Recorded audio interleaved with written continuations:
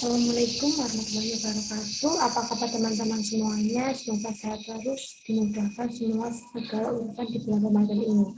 Jadi untuk minggu ini kita tetap online ya. Kita akan membahas tentang ini. Kita akan membahas tentang tanggung jawab sosial perusahaan. Jadi ini tidak saya sensor ya. Kalau secara sensor nanti nggak bergerak. Saya baru tahu. Nah, jadi selanjutnya, setelah mempelajari bab ini, mahasiswa itu diharapkan mampu yang pertama menyebutkan syarat bagi tanggung jawab moral, yang kedua menjelaskan status perusahaannya, yang ketiga itu menjelaskan lingkup tanggung jawab sosial, yang keempat menjelaskan argumen yang menentang perlunya keterlibatan sosial perusahaan, yang kelima, menjelaskan argumen yang mendukung perlunya keterlibatan sosial perusahaan. Yang keenam, itu mengimplementasi tanggung jawab sosial perusahaan.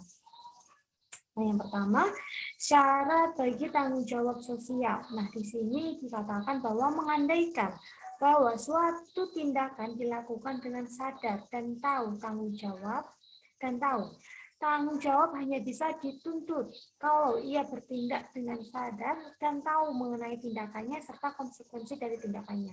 Jadi syaratnya adanya tanggung jawab moral itu dia tahu dan sadar akan tindakan. Jadi misalkan suatu perusahaan itu melakukan kesalahan, tapi itu semua tindakan perusahaan itu disengaja walaupun tidak disengaja, itu diandaikan perusahaan itu tahu dan sadar begitu. Yang kedua, tanggung jawab yang mengandaikan adanya kebebasan bagi tindakan atau dilakukan secara bebas, bukan dalam keadaan dipaksa atau terpaksa. Secara moral, ia tidak bisa dituntut tanggung jawab atas tindakannya. Nah, di sini untuk tanggung jawab yang kedua ini syaratnya itu tidak ada keterpaksaan. Gitu. Yang ketiga, tanggung jawab yang mensyaratkan bahwa orang yang melakukan tindakan tertentu memang mau melaksanakan tindakan itu, kecuali kalau masih ada alternatif lain baginya untuk tindakan secara lain dalam keadaan terpaksa. Jadi kalau yang ketiga ini mensyaratkan tindakan itu memang dilakukan oleh pihak itu sendiri, suatu perusahaan seperti itu. Lalu yang kedua kita bahas tentang status perusahaan. Nah, di sini perusahaan adalah sebuah badan hukum yang artinya perusahaan dibentuk berdasarkan hukum tertentu dan disahkan dengan hukum atau aturan legal tertentu. Sehingga keberadaannya dijamin dan sah menurut hukum tertentu. Nah, di sini status perusahaan itu dianggap yang dianggap legal ya, itu semuanya udah ada aturannya di undang-undang. Di sana sudah diatur ada jaminannya, nanti kalau pendirian perusahaan juga harus ada izin semuanya. Nah, di situ ini merupakan perusahaan yang legal. Lalu sebagai badan hukum perusahaan yang mempunyai hak legal tertentu sebagaimana dimiliki manusia, tetapi tidak dengan sendirinya perusahaan mempunyai hak dan kewajiban moral. Nah, di sini statusnya perusahaan itu nggak semuanya itu sadar akan ini kegiatan moralnya, tanggung jawab moralnya. Jadi tapi perusahaan itu mempunyai hak-hak legal yang sudah diatur oleh undang-undang saat pendiriannya. Lalu ada dua macam pandangan status perusahaan. Yang pertama itu pandangan legal kreator yang melibatkan perusahaan sebagai sepenuhnya ciptaan hukum yang karena itu adanya hanya berdasarkan hukum perusahaan diciptakan oleh negara tidak mungkin ada tanpa negara. Nah, di sini yang kedua ini karena yang menciptakan perusahaan itu adalah negara. Contohnya itu biasanya BUMN. Perusahaan-perusahaan BUMN itu yang menciptakan itu adalah negara. Tanpa adanya negara, perusahaan tidak mungkin diciptakan. Yang kedua itu pandangan legal recognition yang tidak memusatkan perhatian pada status legal perusahaan, melainkan sebagai suatu usaha bebas dan produktif. Perusahaan tidak dibentuk oleh negara, negara hanya mendaftarkan, mengakui, dan mensyahkan perusahaan itu berdasarkan hukum tertentu. Nah, yang kedua ini contohnya itu perusahaan-perusahaan swasta. Nah, perusahaan swasta ini cuman meminta izin ke negara. Nah, negara nanti yang mengesahkan, terus nanti ada pendaftaran dan lain-lainnya. Lalu status perusahaan selain mempunyai tanggung jawab legal, nah ini yang selain legal ya, ada tanggung jawab yang lainnya. Yang pertama itu perusahaan adalah pribadi artificial yang terdiri dari manusia, jadi perusahaan bukan benda mati dan bukan binatang aneh, melainkan suatu lembaga atau organisasi manusia yang kegiatannya diputuskan, direncanakan, dan dijalankan oleh manusia dengan aktivitasnya. Jadi di dalamnya kalau kita tahu perusahaan adalah manajemen, dari lini atas dari top manager sampai lini bawah itu semua dijalankan oleh manusia dan semua yang menjalankan aktivitas di perusahaan itu. Lalu yang B itu tanggung jawab moral dan sosial tidak bisa diwakilkan dan diwakili oleh orang lain karena bersifat pribadi, dan karena itu hanya orang yang bersangkutan yang bertanggung jawab atas apa yang dilakukan. Jadi diandaikan, jadi status perusahaan itu dianggap pribadi, seseorang individu, bukan kelompok. Jadi individu perusahaan A, individu perusahaan B yang mempunyai tanggung jawab moral dan sosial atas produknya mungkin, atas pencemaran yang ada di lingkungannya mungkin seperti itu. Lalu lingkup tanggung jawab sosial. Tanggung jawab sosial menunjukkan kepedulian perusahaan terhadap kepentingan pihak-pihak lain secara lebih luas daripada sekadar kepentingan perusahaan belaka. Jadi kalau di sini tanggung jawab sosial itu ada tanggung jawab terhadap konsumennya. Misalkan ada suatu perusahaan perfilman. Nah, di Indonesia sendiri itu ada aturan perfilman ya. Nanti kalau ditonton anak-anak kecil tidak boleh ada unsur sara, harassment atau human harassment dan lain-lainnya itu nggak boleh. Nah, makanya dari itu ada tanggung jawab sosial. Tapi kalau semua perusahaan cuma menaruh untungnya, untung-untung aja, pasti itu akan ditempuh karena yang mengandung harassment seperti itu yang diminati oleh masyarakat, adanya kekerasan dan lain-lain gitu.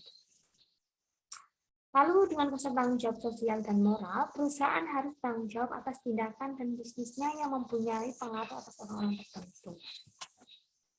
Lalu perusahaan sebagai bagian dari masyarakat yang lebih luas, perlu ikut memikirkan dan menyumbangkan suatu yang berguna bagi kepentingan hidup bersama dalam masyarakat, bagaimana manusia membutuhkan orang lain.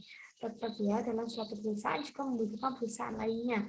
Karena biasanya saling bekerja sama atau saling bisnis bareng seperti itu. Lalu ini ada 4 bidang yang dianggap dan diterima sebagai tanggung jawab sosial perusahaan. Yang pertama, keterlibatan perusahaan dalam kegiatan sosial yang berguna bagi kepentingan masyarakat luas yang terwujud dalam bentuk ikut melakukan kegiatan tertentu dengan yang berguna bagi masyarakat. Nah, biasanya perusahaan itu ada agenda untuk melakukan bakti sosial, misalkan ada menyumbang ke panti asuhan, menyumbang orang-orang yang tidak mampu ke panti jompo dan lainnya. Biasanya perusahaan ikut andil di dalamnya. Lalu keterlibatan perusahaan dalam kegiatan sosial secara tradisional dianggap sebagai wujud paling pokok, bahkan satu-satunya dari apa yang disebut sebagai tanggung jawab perusahaan. Nah, di sini perusahaan juga ikut mendukung kegiatan tradisional di dalam satu daerah yang ditempati. Itu mereka biasanya ngasih sumbangan. Lalu lingkup tanggung jawab sosial perusahaan yang tidak kalah pentingnya adalah memenuhi aturan hukum yang berlaku dalam suatu masyarakat, baik tentang bisnis maupun tentang sosial pada umumnya. Nah, di sini ada tanggung jawab sosial, biasanya kan ada norma hukum yang berlaku dalam masyarakat setempat, di wilayah, atau di dalam suatu negara. Nah, suatu perusahaan itu juga harus mengikuti aturan-aturan yang ada. Yang kelima, hormat pada hak dan kepentingan stakeholder atau pihak-pihak terkait yang punya kepentingan langsung atau tidak langsung dengan kegiatan bisnis suatu perusahaan. Nah, ini selanjutnya ada argumen yang menentang. Ini garis bawahi ya, ini yang menentang perlunya keterlibatan sosial perusahaan. Yang A itu tujuan utama bisnis adalah mengejar keuntungan sebesar-besarnya. Bagaimana di sini perusahaan itu memikirkan bagaimana mendatangkan keuntungan yang sebesar-besarnya dan seefisien mungkin. Karena itu keberhasilan suatu bisnis tidak diukur berdasarkan keterlibatan sosialnya, melainkan berdasarkan kinerja ekonominya, terutama faktor efisiensi ekonomi. Nah, di sini yang pertama itu perusahaan tidak memikirkan tanggung jawab sosial atau moralnya. Mereka cuma berpatokan untuk untung dan untung, profit gitu. Yang B itu tujuannya terbagi-bagi dan harapannya membingungkan.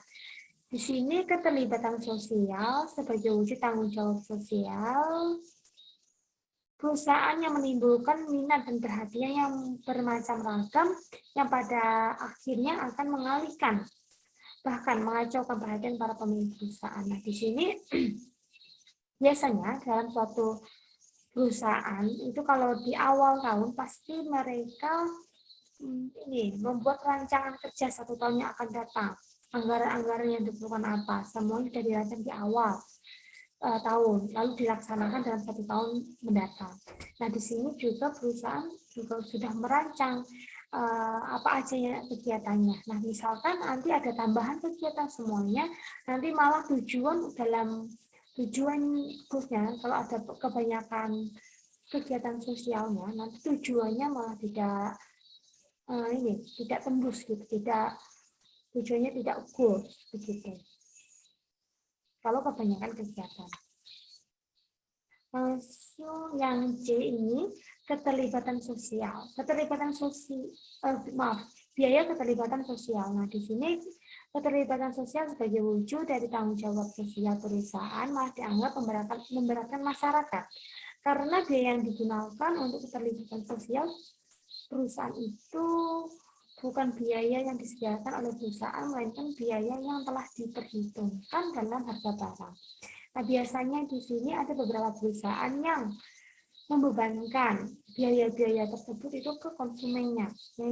Yang zaman sekarang itu malah ada PPN ya 10%. Kalau kita beli belanjaan di swalayan, kalau kita cari lihat struknya nanti ada PPN 10%.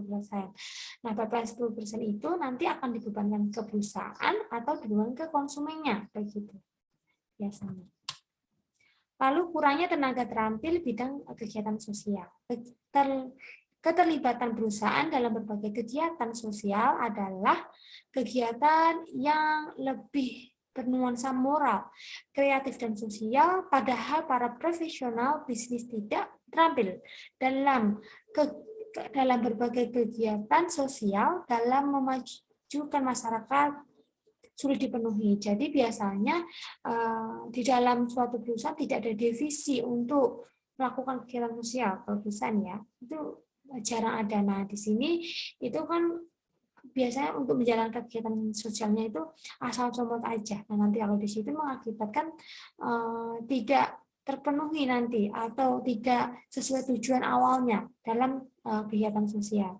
Nah, biasanya suatu perusahaan yang tidak mempunyai divisi dalam bakti sosial seperti ini, mereka menggunakan vendor. Nah, di sini mereka kerjasama biar tujuannya lebih tercapai. Lalu ada argumen yang mendukung perlunya kegiatan sosial perusahaan. Ini ada yang mendukung ya. Yang pertama, kebutuhan dan harapan masyarakat yang semakin berubah. Masyarakat tidak hanya butuh barang dan jasa tertentu, melainkan barang dan jasa dengan mutu yang baik dan harga yang kompetitif. Nah, di sini keterlibatan sosial terhadap konsumen ya. Biasanya kan kalau suatu perusahaan kalau dituntut untung-untung aja, mikirnya untung-untung aja, pasti mutunya tidak dijaga. Lalu harganya juga semakin mahal. Tapi kalau suatu perusahaan itu melibatkan keterlibatan sosialnya, pasti suatu perusahaan memikirkan mutunya nanti gimana, nanti harganya kompetitif apa enggak, nanti bisa dibeli oleh masyarakat apa enggak, daya jualnya, daya beli masyarakatnya bisa beli barang ini apa enggak, seperti itu. Lalu yang kedua ini keterbatasan sumber daya alam. Keterlibatan kepedulian perusahaan melakukan kegiatan sosial, khususnya pada kelestarian sumber daya alam yang ada, akan mendorong penggunaan sumber daya alam yang terbatas itu secara efisien.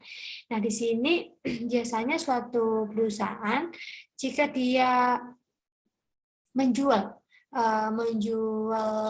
barang atau jasanya dari sumber daya alam, itu kan kalau sumber daya alam itu tidak bisa diperbarui ya.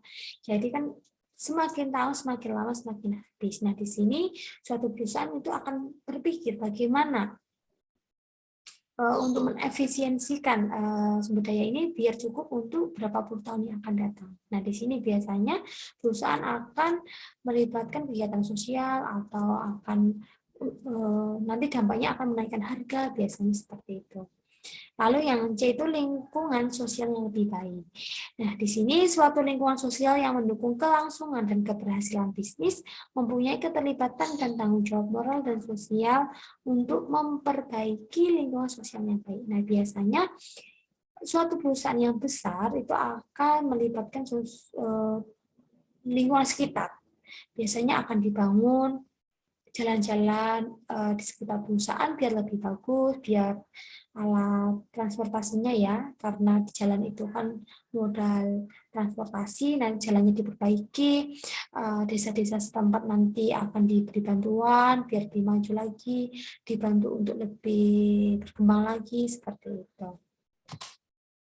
Lalu perimbangan tanggung jawab dan kekuasaan, di sini keterlibatan sosial khususnya maupun tanggung jawab sosial perusahaan secara keseluruhan juga dilihat sebagai suatu pengimbangan bagi kekuasaan bisnis modern yang semakin raksasa di masa ini. Yang kelima itu bisnis mempunyai sumber-sumber daya yang berguna. Bisnis atau perusahaan sesungguhnya mempunyai sumber daya yang sangat potensial yang berguna bagi masyarakat. Karena perusahaan tidak hanya punya dana, melainkan juga punya tenaga profesional dalam segala bidang yang dapat dimanfaatkan atau disumbangkan untuk kemajuan masyarakat. Nah, di sini bisa membantu masyarakat misalnya dalam bidang teknologi, nanti masyarakat setempat dibantu dengan tenaga profesional, membantu begitu. Nah, lalu keuntungan jangka panjang, tanggung jawab sosial perusahaan secara keseluruhan merupakan suatu nilai yang sangat positif bagi perkembangan dan kelangsungan perusahaan itu dalam jangka panjang. Nah, jadi suatu perusahaan kalau ingin jangka panjang pasti akan melibatkan orang-orang sekitar, ya kan? Akan melibatkan konsumennya. Konsumennya harus percaya dengan produk kita, gitu. Langsung melibatkan lingkungan sekitar, gitu. Nanti akan dampaknya itu keuntungannya dalam jangka panjang. Lalu untuk implementasi tanggung jawab sosial perusahaan ini supaya tanggung jawab sosial dan moral itu benar-benar terlaksana, dibutuhkan kondisi internal tertentu dalam suatu perusahaan yang memungkinkan terwujudnya tanggung jawab sosial dan moral. Nah, di sini biasanya disarankan perusahaan harus mempunyai satu divisi untuk menaungi tanggung jawab sosial ini atau kegiatan-kegiatan sosial yang lainnya untuk disalurkan ke masyarakat biar lebih mudah seperti itu, biar tujuannya pun tercapai. Oke, thank you. Sampai di sini, misalkan nanti ada pertanyaan, bisa ditanyakan di grup WA. Begitu, saya akhiri. Mohon maaf kalau saya ada salah kata. Wassalamualaikum warahmatullahi wabarakatuh.